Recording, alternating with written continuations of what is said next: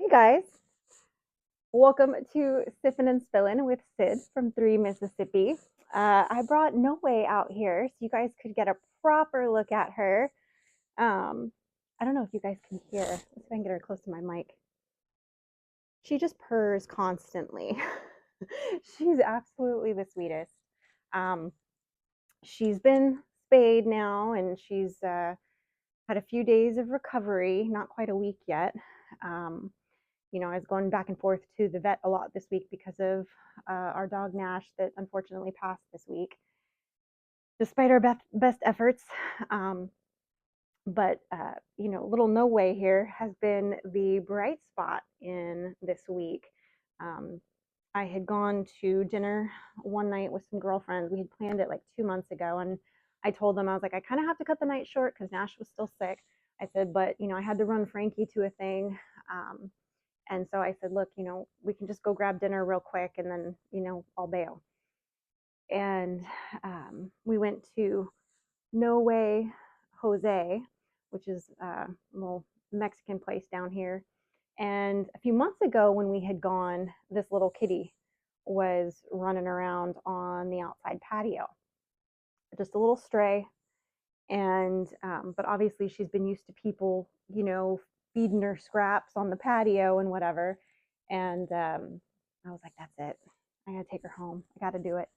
And so she wouldn't let anybody pick her up. I guess people had tried, and nobody could grab her and pick her up. As you can see, I didn't have a problem with that. She did get a little startled initially when I picked her up, um, but we got her picked up, and then my friend Jen kind of took her out to the truck, and we finished paying, and uh, then her mom, who lives with them down the way, brought over a little pet carrier so we could put her in there, and she's just staying right now in the kitty condo behind me here. You guys have heard me talk about before when you have an outside cat or a barn cat that you want to anchor them. You want them to have a home base so that they know this is the area they're supposed to stay in. So that as they get used to their surroundings, if you just get them and take them home and put them on your front porch, they're going to wander off. They don't know what's going on. They don't know where home base is. You haven't established a feeding pattern and affection with them and all of that. So, same thing I did with Bunko. I usually, as long as they're old enough, when I get them fixed. Um, and then they stay in their little kitty condo for a few weeks, depending on the cat and their temperament. She's obviously very mellow, just like Bunko was.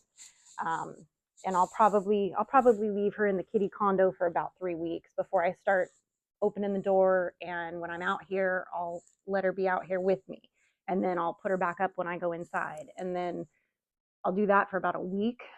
Um, and then I'll just start leaving it open and letting her do her thing. And her and Bunko, Mr. Bunk and her are getting along. They haven't obviously been out down on the ground playing together, but they've been nose to nose, and I've pet them both at the same time, and they've checked each other out, and they seem to be on good terms.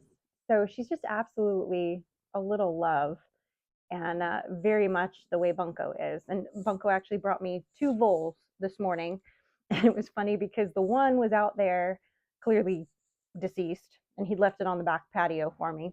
And then, because I got out late this morning to feed, water, and do all the things because I had a video to finish this morning. So I was up early, but I was not outside yet.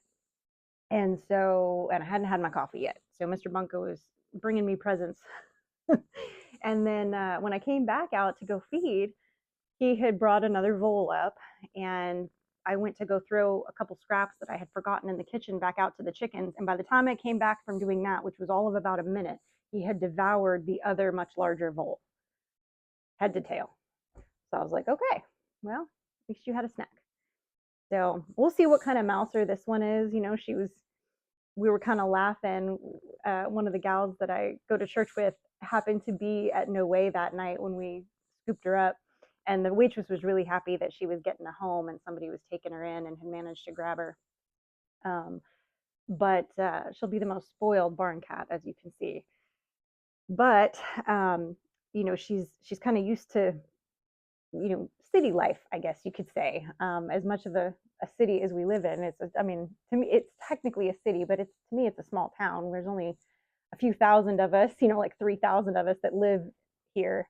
And so, seems silly to call it a city, but that's what it is. Not a lot of hunting abilities there for her.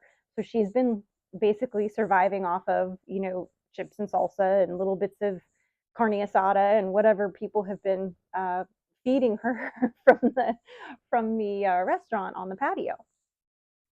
So she's definitely going to be having to acclimate a little bit to, she's used to being outside in the elements, but she's not used to um, the hunting aspect probably as much.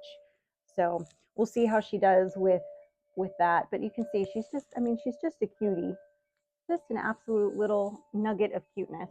I Our best guess is that she's probably somewhere around 7 or 8 months old. Um, you can see she's still got her little incision there that's healing nicely. I checked it every day to make sure that she's doing well. But she's just an absolute little love.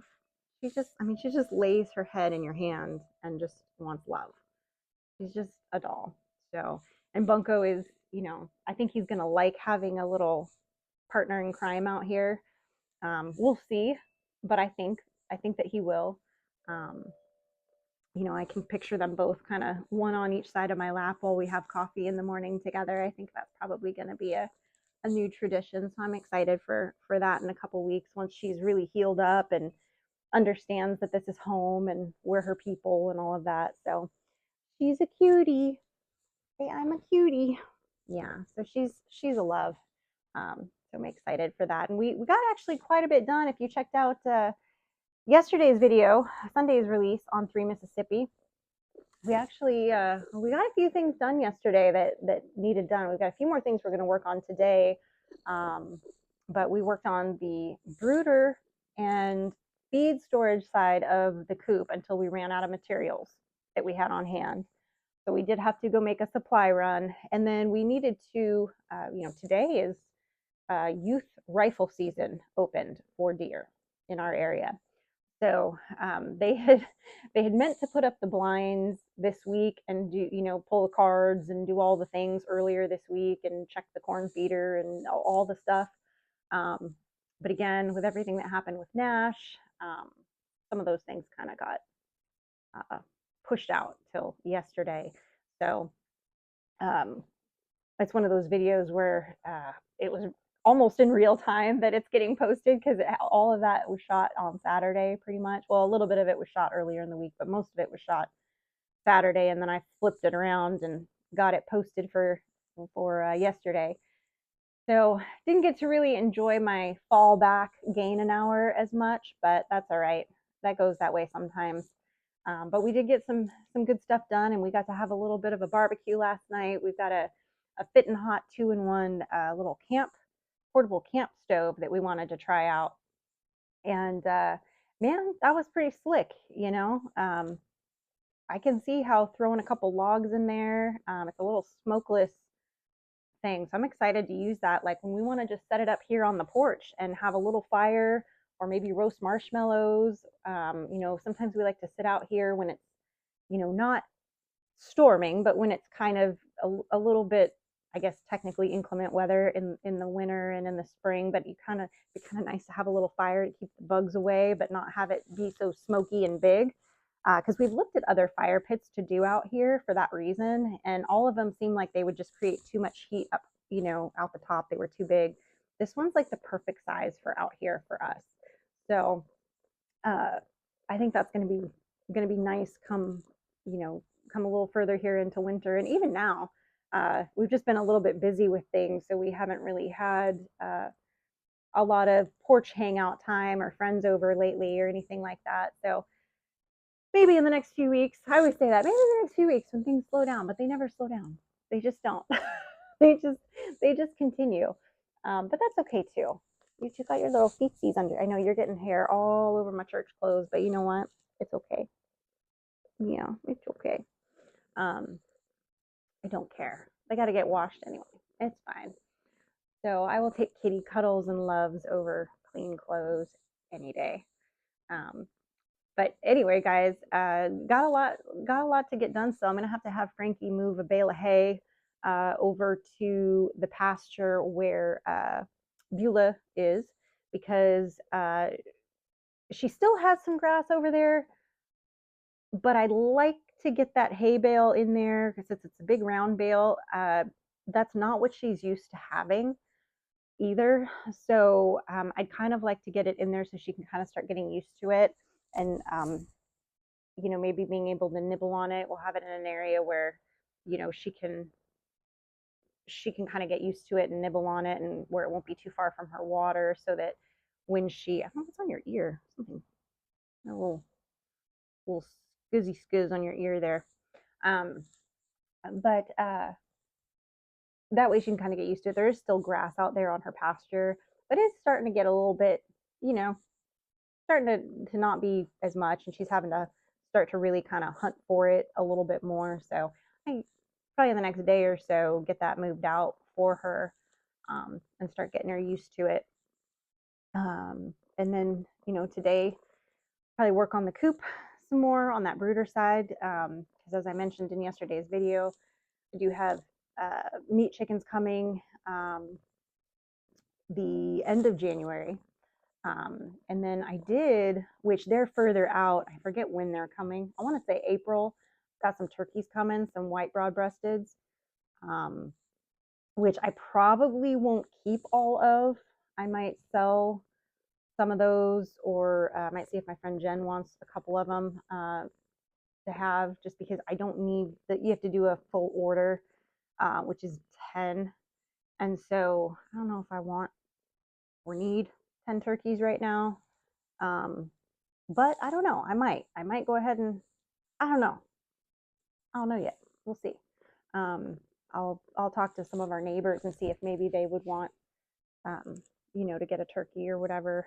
And I'd be fine with raising it up and processing it out for them too, and just kind of be like, consider this your Christmas gift or whatever, a little neighborly Christmas gift. Do you want to play? Do you want to play, or you want to get back down? You want back down now? I think she's, this is the most I think we've cuddled at one time. I know my hand's getting hot. You're probably just overheating. But see, she's not fighting me. She's just sitting here leaning into the loves. But I'm gonna go ahead and stick her back in her little cubby hole here, guys, just so that she can be comfortable. There you go. Oh yeah, definitely gonna have to change I got little white kitty hairs all over me now, but that's okay.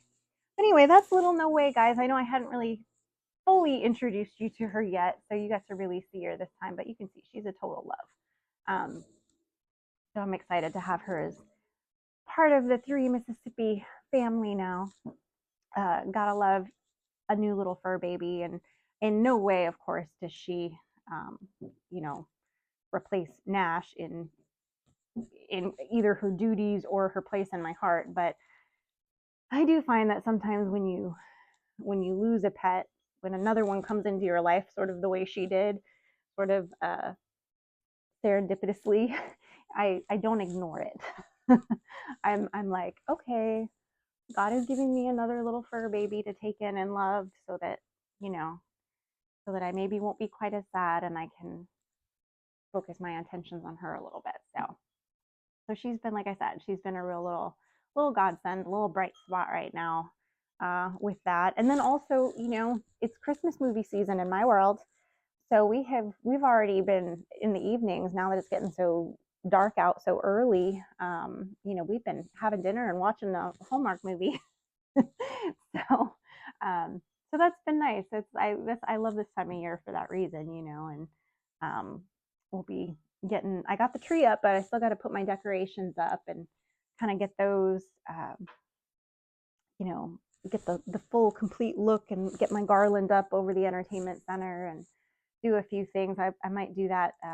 Well, Tuesday's kind of a busy day because I got to help with something down at the church in the evening, and I've got to go vote, and there's something else that day. Oh, Frankie's got a concert or something at school that I got to go to.